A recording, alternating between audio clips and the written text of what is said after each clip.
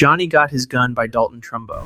When Dalton Trumbo wrote Johnny Got His Gun in 1938, he wasn't trying to write literature. He was trying to write a scream, and what came out was one of the most disturbing, most personal, most quietly devastating novels ever put on paper, not because of what happens in it, but because of what doesn't, because of all the things that get taken away and what's left behind when they're gone. So let's talk about Joe Bonham. Joe is not a complicated character. And that's the point. He's a regular American kid. He believed what the posters told him. He believed in sacrifice and duty and the idea that war was something noble, something worth showing up for. So he showed up. And an artillery shell found him somewhere in the mud of the Western Front and took almost everything he had. His arms, his legs, his face, his eyes, his ears, his mouth, gone. Just gone. But his mind stayed. That's the whole book. That's the horror. Not the explosion. Not the wound. The waking up after it. Joe regains consciousness in a military hospital and immediately the darkness is total. No sound, no light, no sensation except the feeling of sheets against what remains of his body. He doesn't know where he is.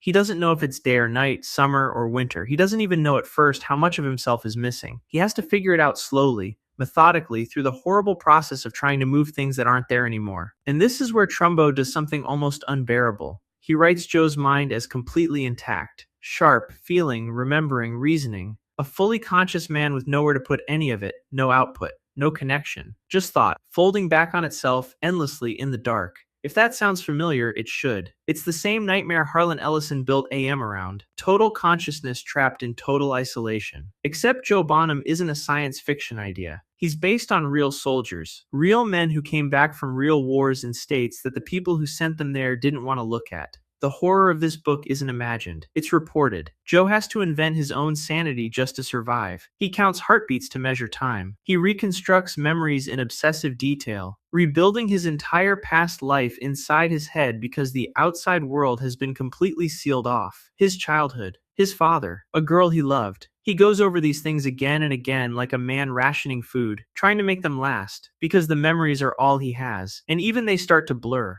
Time becomes its own form of torture. He loses track of days, then weeks. Then he stops trying to track them at all. He can feel nurses changing his bandages. He can feel the mechanical rhythm of being kept alive. But there is no communication. No acknowledgement that whatever is inside this broken body is still a person trying desperately to reach out. And here is where it connects so brutally to Gregor Samsa. The people taking care of Joe aren't cruel. They're not villains, they're just doing a job. They change his dressings, they monitor his vitals, they keep him breathing. But they have quietly, completely stopped thinking of him as someone who might have something to say. He is a medical case, a body to maintain, the paperwork version of a human being. The military doesn't discuss him publicly. They don't display him. They don't use him as a lesson or a warning or even an example. They just keep him alive in a room somewhere, because letting him die would require an explanation nobody wants to give. That's not just neglect. That's a decision. Then, after years in the dark, Joe figures something out. He starts tapping his head against the pillow, slowly, deliberately, in Morse code. It takes enormous effort. It takes everything he has. But he does it. Over and over, until one day a nurse notices the rhythm. And there is this moment, this tiny, electric, heartbreaking moment, where someone finally sees him, where the wall between Joe and the world gets thin enough that light almost comes through. He spells out what he wants. He has two requests. Either put him in a glass case and take him from town to town, city to city. Let people see what a real war casualty looks like when the glory gets stripped away. Let him be the answer to every recruitment poster ever printed. Or, if that's too much to ask, simply let him die. End it. Give him that one mercy. The military's response is to sedate him. They cover him back up. They walk out of the room.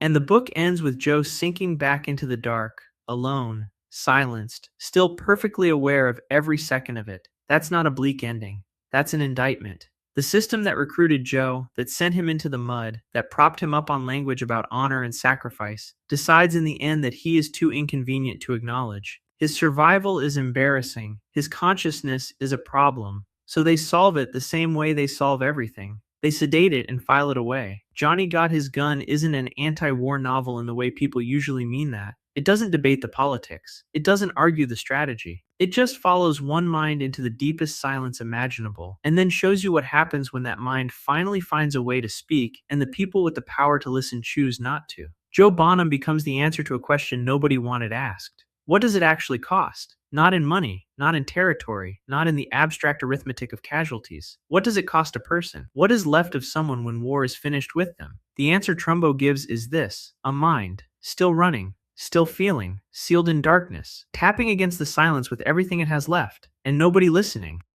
Tender is the Flesh by Agustina Basterica.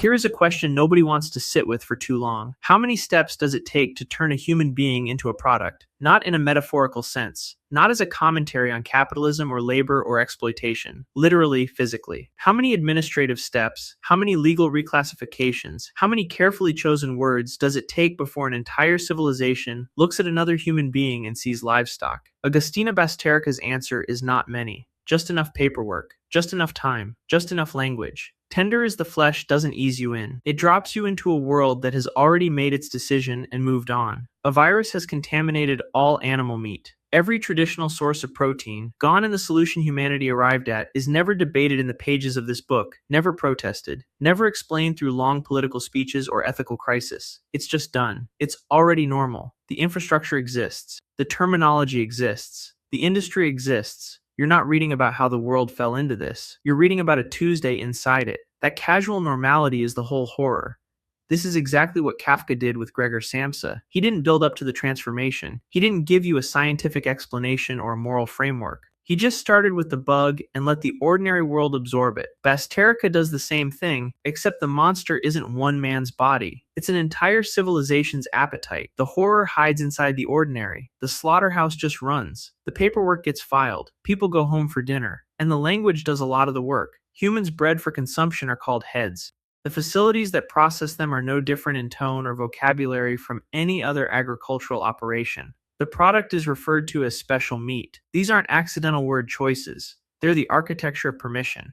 You can only consume what you first made invisible. You strip away the name, the voice, the legal personhood, and what's left isn't a person anymore. It's a category, and categories don't have rights. Categories don't have faces you have to remember afterward. This is where the book connects directly to Blood Meridian. McCarthy's argument, delivered through the judge, is that civilization was never built on virtue. It was built on violence and then dressed up in language sophisticated enough to make that violence feel inevitable, even righteous. Basterica takes that argument and makes it domestic, makes it mundane. The slaughterhouse isn't a symbol of civilization's collapse. It is civilization, just with the curtain pulled back. Now meet Marcos. Marcos works in the industry. He manages a processing facility. He is good at his job, professional, competent, and he moves through his days with the quiet efficiency of someone who has made peace with the work. But something in him resists. Not loudly, not in any way that would make him a hero. Just quietly, the way Gregor Samsa clung to that framed picture on his wall while everything else in his room got stripped away.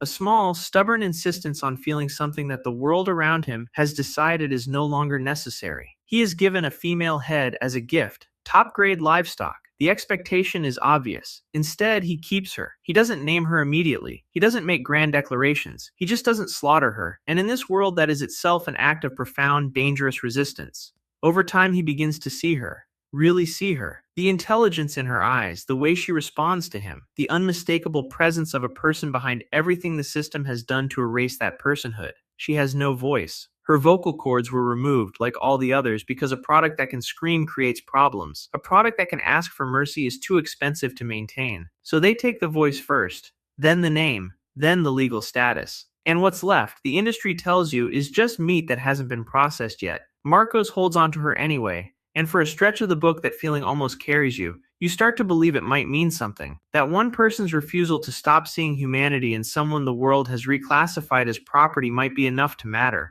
Then she gives birth to his child, and you think this is it. This is the moment. New life.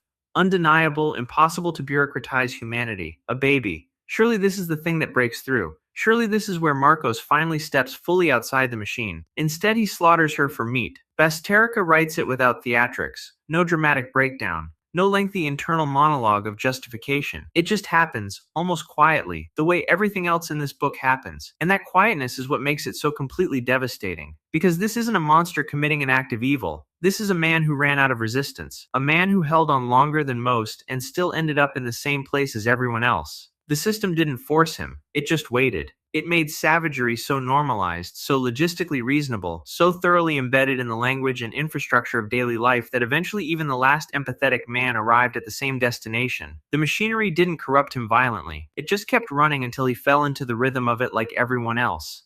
That is Basterika's real argument, and it's a colder argument than it might first appear. It's not that people are secretly monstrous, it's that monstrousness, packaged correctly, bureaucratized correctly, spoken about in the right neutral vocabulary, eventually stops feeling like monstrousness at all. It just feels like Thursday. Every atrocity in human history had paperwork, had terminology, had ordinary people who were competent at their jobs and went home to their families afterward. Tender as the flesh doesn't give you a villain to blame for that. It gives you something much harder to put down. It gives you a mirror. Never Let Me Go by Kazuo Ishiguro. Kazuo Ishiguro doesn't announce his horror. He doesn't open with a war or a virus or a man waking up without a face. He opens with children. A beautiful English boarding school called Hailsham. Green fields, kind teachers, afternoons spent making art. Children falling in love for the first time. Arguing over small things. Forming the kinds of friendships that feel like they'll last forever. It reads like a memory.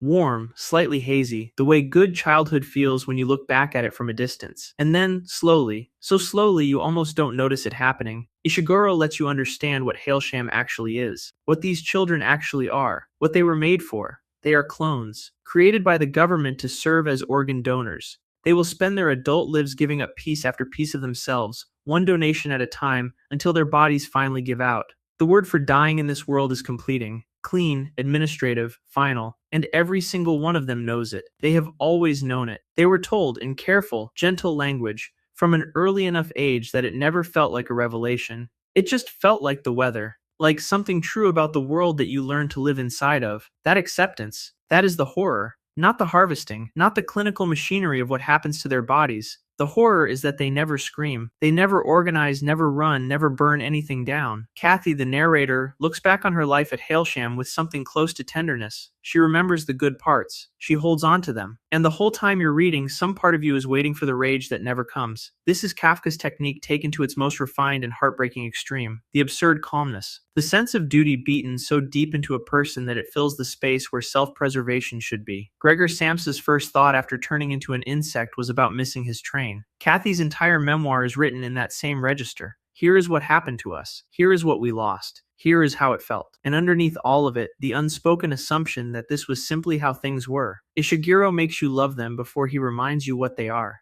Kathy, Tommy, and Ruth. Three people bound together through childhood and pulled apart by all the ordinary human forces: jealousy, longing, miscommunication, and the slow erosion of time. Ruth is sharp and sometimes cruel in the way that insecure people are cruel, using the people closest to her to feel more solid. Tommy is gentle and volcanic, a boy who couldn't make art as a child and carried the shame of it longer than anyone understood. And Kathy watches them, both with a patience that reads as love, even when she won't name it that way. These are fully realized people. Their inner lives are real, complicated, worth caring about. And none of it matters to the system, not one piece of it. Their feelings, their history, their love for each other, all of it is entirely irrelevant to their function. They were made to donate. Everything else is just what happened to them in between. There is a rumor among the clones, a piece of hope that circulates quietly through Hailsham and beyond. If two donors can prove they are genuinely in love, they can apply for a deferral, a few extra years, a pause before the donations begin. Nobody knows if it's true. Nobody can confirm it. But hope, even unverified hope, is the last thing people hold on to when everything else has been taken, so the rumor survives. Kathy and Tommy eventually go looking for it. It costs them everything emotionally just to try. To stand in front of another person and say, "We love each other, and we are asking for more time," is one of the most vulnerable things a human being can do. And they do it. They make the case. They show Tommy's artwork as evidence of a soul worth preserving. The answer is no. There is no deferral. There never was. The woman they ask looks at them with something that might be pity and explains, gently, that their lives were always going to end this way. The rumor was never real. It was just something people needed to believe. That's the moment the book breaks you. Not the donations, not the completing, the deferral. Because hope is the last interior space that belonged entirely to them. And the world takes that too. Tommy completes not long after. His final donation is brutal, and Ishiguro doesn't look away from it, not completely. Kathy is with him as much as she's allowed to be, and after, she drives alone through the English countryside, and there is a scene near the end where she stops at the edge of a field and watches debris caught against a wire fence. Plastic bags, scraps of paper, ordinary garbage snagged in the wire and held there by the wind. and she stands there and lets herself imagine for just a moment all the things she and Tommy never got to have. It's the quietest grief you've ever read. Kathy receives her notice shortly after. She will begin donations soon. The book ends before she does. Ishiguro doesn't show you the table or the procedure or the completing. He just leaves you with Kathy standing in that field, still remembering, still feeling, still entirely herself, and entirely out of time. The tragedy of Never Let Me Go isn't a cruel world. Cruel worlds at least acknowledge what they're doing. This world is something worse. It's polite. It's careful. It raised these children with warmth and art, and the gentle language of educators who cared, and then it harvested them anyway. And because the cruelty was introduced early enough and dressed gently enough, it never registered as cruelty at all. It just felt like life. And that's the question all three of these books leave sitting in your chest long after you close them. Joe Bonham tapping in the dark, Marcos at the end of his resistance, Kathy standing at the fence. None of them were broken by monsters. They were broken by systems, by paperwork and language and the slow, patient machinery of a world that had already decided what they were worth. The darkest thing these books have in common isn't the endings. It's the question underneath all of them. If you had been built the way they were built, shaped the way they were shaped, told from the beginning that this was simply how things are, would you have accepted it too? Sit with that. Because the honest answer is probably yes.